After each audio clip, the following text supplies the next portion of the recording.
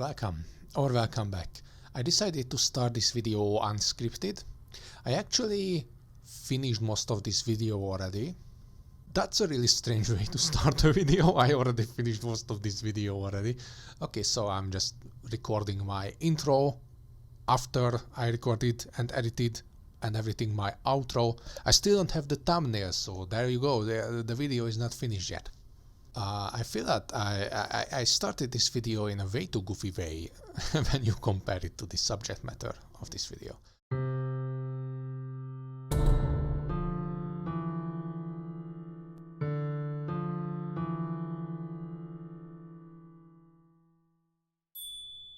So sometimes you just end up with your strange random ideas turning into something interesting and something that is appropriate for the time, like something that fits with some upcoming event. And this is how this Earth Day video, please neighbor, stop using your car while I'm recording. I said vroom vroom vroom vroom vroom. This is how this video turned into an Earth Day video. The picture that I made is technically made for like an experimental project where I was... Wait for a second.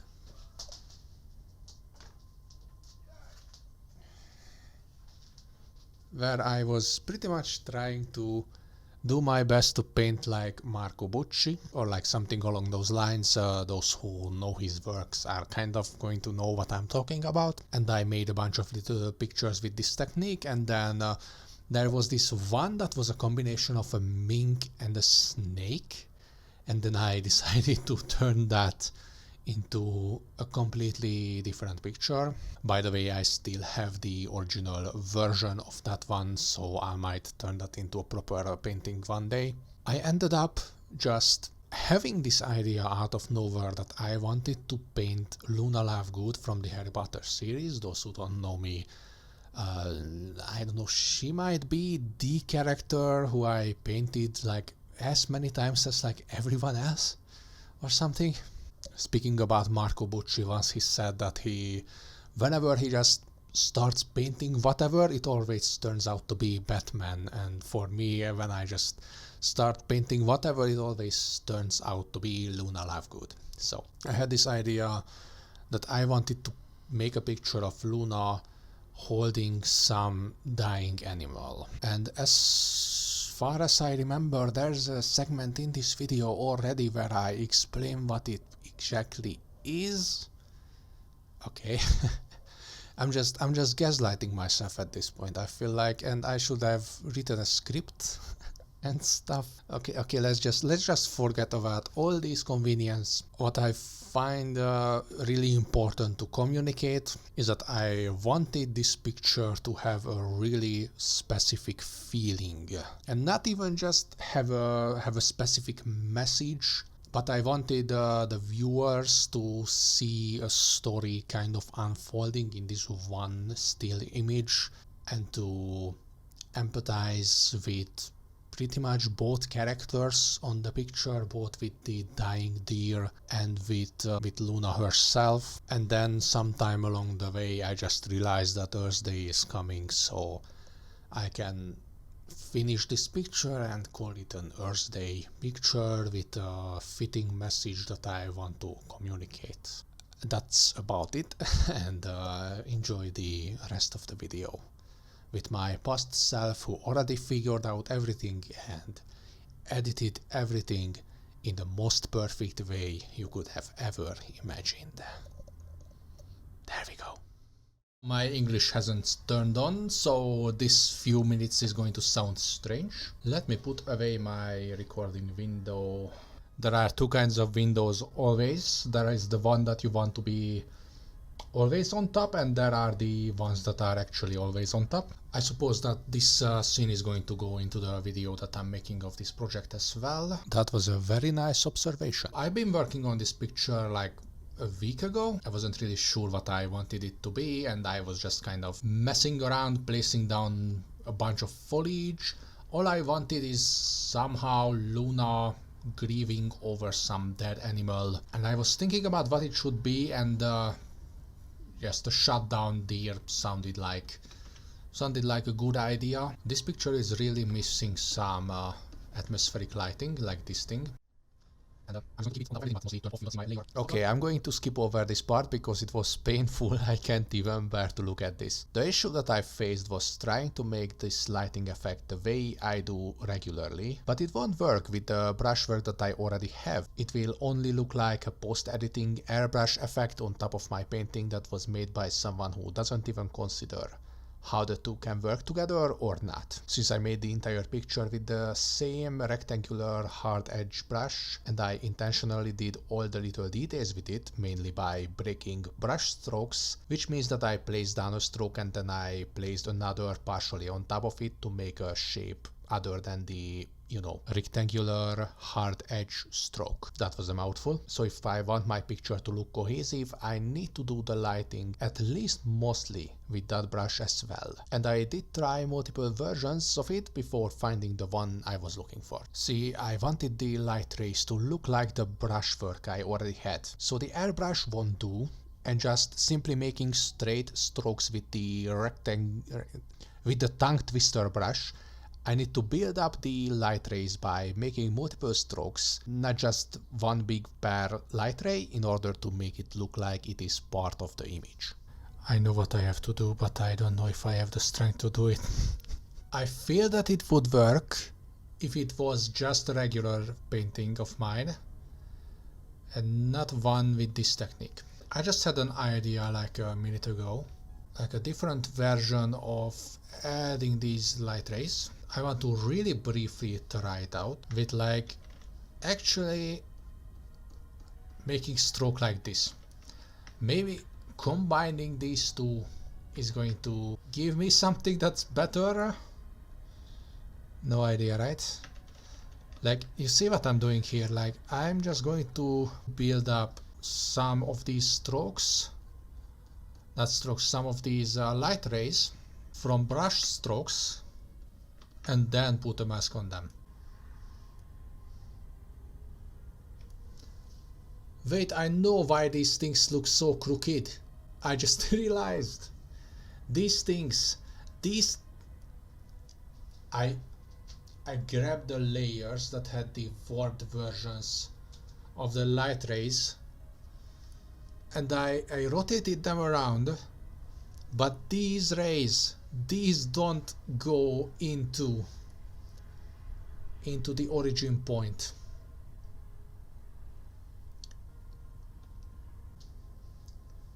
Sorry, my headache is kind of creeping back in. I have an idea how to fix that. This can be like a temporary solution. Maybe I will make the final version this way.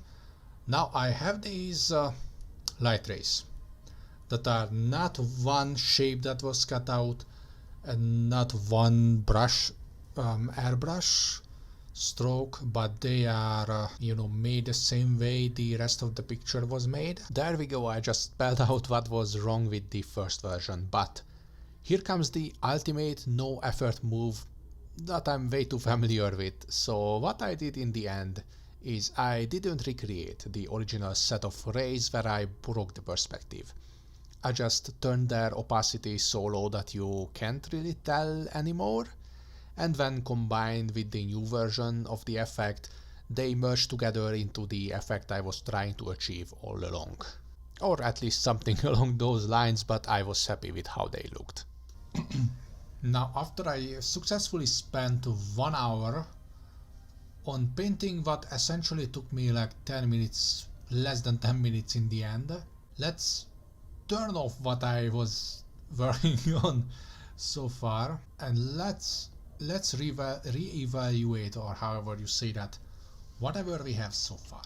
More of this fur detail to both sides. Rework the head. Rework. Check out how I could make this hair better. Think about what we could do with the leg. And like the background is going to be mostly fine because it's going to be obscured by the flash shaft. I see a spot here where we could put some foliage and one here as well. I'm just going to question mark those. And maybe, I'm not entirely sure, but maybe we could add some blood to Luna's hands. Like as if she was kind of trying to like remove the arrow, but she was just doing more damage and pain to the deer, or maybe the deer is coughing up some blood that got on her hands or something, or she just like touched the fur at the wrong spot and it got all over her hands. So that's it, and let's continue working on this picture. I kind of ran out of stuff to commentate on in detail, at least from the technical side. Obviously I went ahead and worked on the details that I pointed out. Most of the stuff that I wanted on the picture was already on the canvas, they just needed a few adjustments. The biggest rework at this point was the head of the deer. I went through a few different versions. Don't even ask me what exact species of deer it is, it just ended up the most generic deer that I was able to paint. I wasn't really paying attention to make a scientifically accurate animal on this picture. Anyone looking for scientifically accurate deer pictures, go and check out Aaron Blaze's channel, or the channel of Chuck Black. He's also really great with animals. Wait, only after finishing with this video, okay? One thing that I wanted to mention is that I'm actually not sure how this picture looks from an emotional side. Like, I've been staring at it for so long that I am like really desensitized. Like, I literally have no idea how someone is going to feel when they look at this picture. Maybe it's like not even looking that serious, maybe it's more chaotic than it should be, maybe you can just, I don't know, not really feel what is going on here. I want to try out the bloody hands. I'm not sure how it's going to look, and maybe it should be only one hand that is bloody. Also, what I feel is that in their own way both hands are okay, but this one is bulkier than the other one, so they look a little bit different, and I don't know how much I dare to mess around with them. Spoiler alert, none. Try out and add a little bit of blood splatter. This part of the hand shouldn't be bloody, like you wouldn't get blood on the outer side, so you should only have blood on your palm, correct, for this part, and like maybe add this side of the thumb. I don't want this hand to be bloody at all. This hand, she was like trying to remove the arrow with this hand, but realized that it's not going to be possible and let go of it, and maybe that was the part when this arrow got some extra blood on it. Like she touched the fur, got her hand bloody, like she was like looking at her hand that was bloody, and then she tried to maybe pull out the arrow and it wasn't working, and there was some blood that got on the arrow as well. Blood doesn't like spurt on it that much, maybe a little, but not this much. But she can do that with her hand, like she can touch the arrow with the bloody hand that is going to leave those prints, grabbing the arrow like this and try to pull it out, but you know, the deer just made some extra pain noise and more blood just came out, and she immediately stopped trying that. I kind of feel that it starts to come back at me, like it starts to feel again like that there is this story on this painting that is not a really pleasant one, and I feel that maybe I can kind of feel it again now that I talked about how this little detail affects how the picture looks. Should there be like a darker patch of fur that is caused by the deer tearing up? Can animals cry in pain? In sense of producing emotional tears, we are the only species. All mammals make distress calls, like when an offspring is separated from its mother, but only humans cry. Surprisingly, there is no good evidence that any of them do. This is a sign of unhappiness. Generally, the thing is that they don't. Like every surface level source that I watched says that they don't cry the same way as humans do. So I'm going to go with a compromise solution. I'm just going to make this part a little bit darker because it looks better that way. I'm going to do the double, what is it called, the double shininess in the eye, but I'm not going to make like teardrops. The only thing that I'm not sure about is the top of the head. Trying to find a picture that is made from the same angle. Why do we have so many pictures of dead animals? It's like giving you the feeling that there are always humans nearby when the animals die. Obviously they die all the time. We only see the pictures when there is someone nearby when they do. That looks a little bit better now. Little note, so I made this recording as an unlisted live stream. Was it unlisted? I'm not entirely sure. And I took notes to the parts where I said the most important things, and I just fell into the mistake of not really following those notes, and I was just editing in almost everything that I was saying for some time. So let's fast forward a little bit and see the conclusion of the image. Right now I'm looking at this face, and I'm not going to lie, I feel that this face works better than like 9 out of 10 faces that I painstakingly detail and then fail to make them show any emotion. It's like imperfect and it's like not realistic at all, but for the first time, like when I made this, I just managed to capture this sadness and this like this desperation, like that, not even a desperation, like this feeling that she's sitting there and she's holding the deer that is dying, and then she like realized that she cannot do anything to save it, and then like she's thinking what should she even do, and she's like not even capable of looking at the animal at this moment, and she's just sitting there clueless, and she's just trying to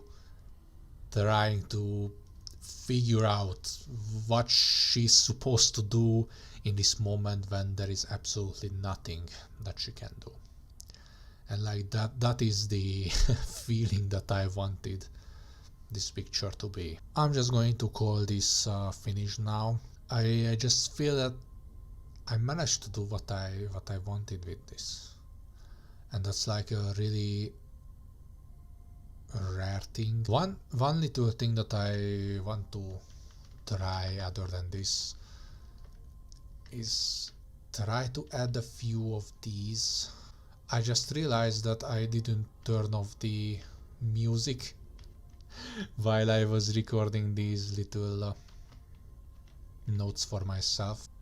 Like right now I'm listening to Adrian von Ziegler, who has some not entirely royalty-free music. Like you can read on his website where you can use his music, and one of the things that he said that you can use them in YouTube videos even if you monetize them with credit, of course. I have the link in the description as always. And like you cannot use them in like professional production or something without license, but you can use them for like school projects like automatically. Like that was that was actually an explicit point that was stated, that you can use his music for school projects.